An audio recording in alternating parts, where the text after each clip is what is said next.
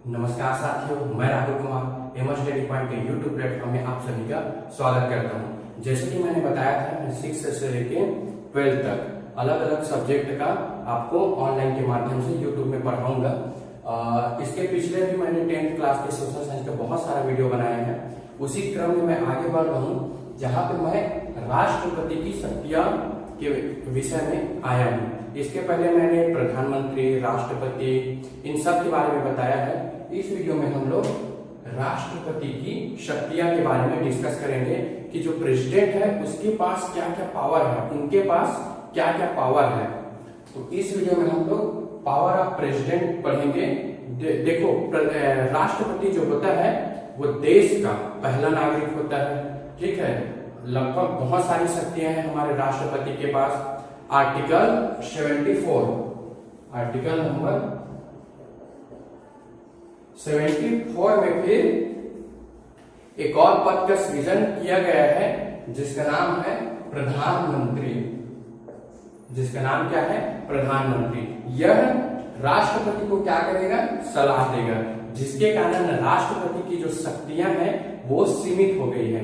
लेकिन बहुत सारी शक्तियां हैं, जैसे संसद का अधिवेशन बुलाना, युद्ध या आपातकाल की घोषणा करना, क्षमादान करने की शक्ति, ऐसा बहुत सारी शक्तियां राष्ट्रपति के पास है। राष्ट्रपति जो है तीनों सेनाओं का, जल, थल, वायु, तीनों सेनाओं का क्या होता है? प्रमुख होता है। फिर भी इस आर्टिकल 74 के कारण, ठीक है, जो मंत्री परिषद का गठन किया गया है, जिसका हेड कौन होगा? प्रधानमंत्री होगा, और यह प्रधानमंत्री राष्ट्रपति को सलाह देगा। ठीक है, इसी कारण राष्ट्रपति की शक्तियां सीमित हो गई है। फिर भी राष्ट्रपति के पास कौन कौन सी शक्तियां हैं ये हम लोग देखते हैं। तो देखो, सबसे पहले है कार्यपालिका संबंधी।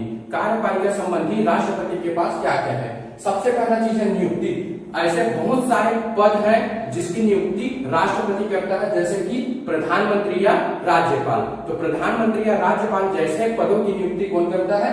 राष्ट्रपति करता है। मंत्रियों की नियुक्ति, ठीक है, बहुत सारे मंत्री हमारे देश में, शिक्षा मंत्री है, ठीक है, वित्त मंत्री है, इन सभी मंत्रियों की नियुक्ति भी कौन करता है? राष्ट्रपति करता है। किनके सलाह पे करता है? प्रधानमंत्री के सलाह पे करता है। लेकिन नियुक्ति लास्ट में कौन करता है? राष्ट्रपति करता है। उसके बाद सैन्य शक्ति, सेकेंड नंबर का जो शक्ति है राष्ट्रपति के पास, वो कौन सा है? सैन्य शक्ति। तो देखो, तीनों सेनाओं का मुखिया राष्ट्रपति जो है, तीनों सेनाओं का क्या होता है? मुखिया होता है। सबसे पहला कौन है? जल, फिर थल, फिर वायु। तो इन तीनों सेनाओं का जो हेड है वो कौन है? राष्ट्रपति है।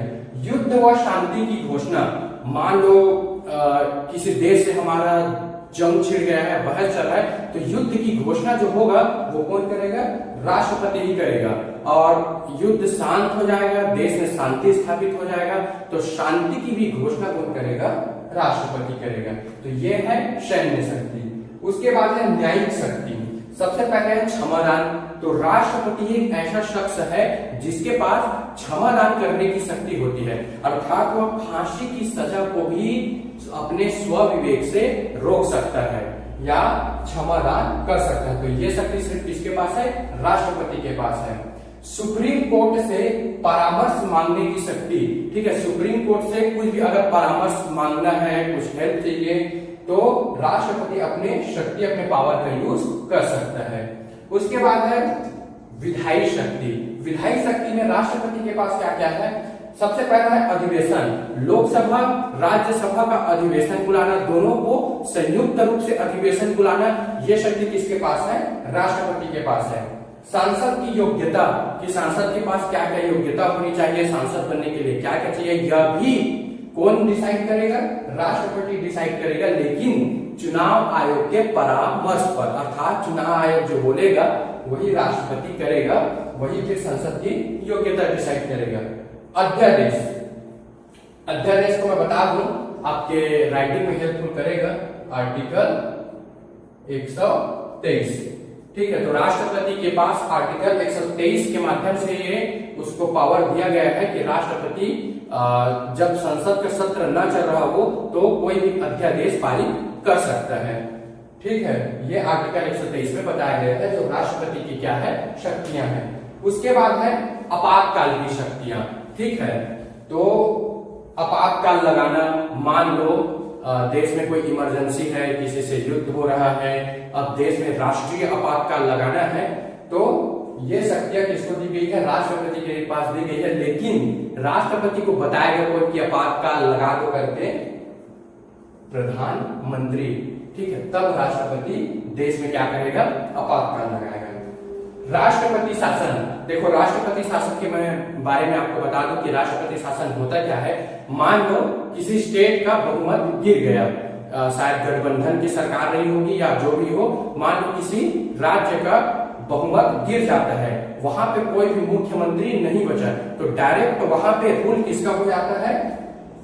राष्ट्रपति का हो जाता है। इसी को बोलते हैं राष्ट्रपति शासन या राज्य आपातकाल।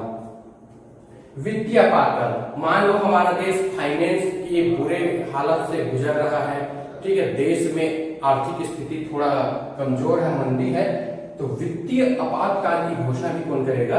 राष्ट्रपति करेगा। तो ये आपातकालीन संबंधी 3 शक्तियां हैं। उसके बाद राष्ट्र है वित्तीय शक्ति। वित्त के बारे में राष्ट्रपति के पास क्या कह सकती है? वित्त आयोग की नियुक्ति, जो वित्त आयोग में कर्मचारी रहेंगे उनका नियुक्ति कौन करेगा? राष्ट्रपति करेगा। उसके बाद आकस्मिक निधि पर नियंत्रण, हमारी जो देश की आकस्मिक निधि है, ट्रेजरी है, उसका नियंत्रण किनके हाथों में रहता है? राष्ट्रपति के हाथों में रहता है। उसके बाद वित्त विधेयक या अनुदान पर स्वीकृति, आपका जो वित्त विधेयक निकलता है, बिल निकलता है, उस पर स्वीकृति लास्ट में साइन कौन करता है? राष्ट्रपति करता है। ये क्या है? राष्ट्रपति की बहुत सारी शक्तियां हैं और भी बहुत सारी शक्तियां हैं, लेकिन एक सीबीएसई क्लास जो आपका 10th का सिलेबस है, इसमें सिर्फ 6 शक्तियों के बारे में लिखा गया है। मान लो अगर आपके पेपर में पूछा जाता है कि राष्ट्रपति की शक्तियां के बारे में लिखिए, तो आप बिल्कुल ऐसे ही 6 पॉइंट बना के इस प्रकार से लिख सकते हैं। ये तो मैंने शॉर्ट में लिखा है, आप लोग जब राइटिंग करोगे तो इसको थोड़ा मतलब लंबा लिखना, ताकि आपको नंबर अच्छा मिल सके। अगर आपको वीडियो अच्छा लग रहा है तो लाइक करिए, शेयर कीजिए और एमा स्टडी पॉइंट को जरूर सब्सक्राइब कीजिए। तब तक के लिए जय हिंद साथियों।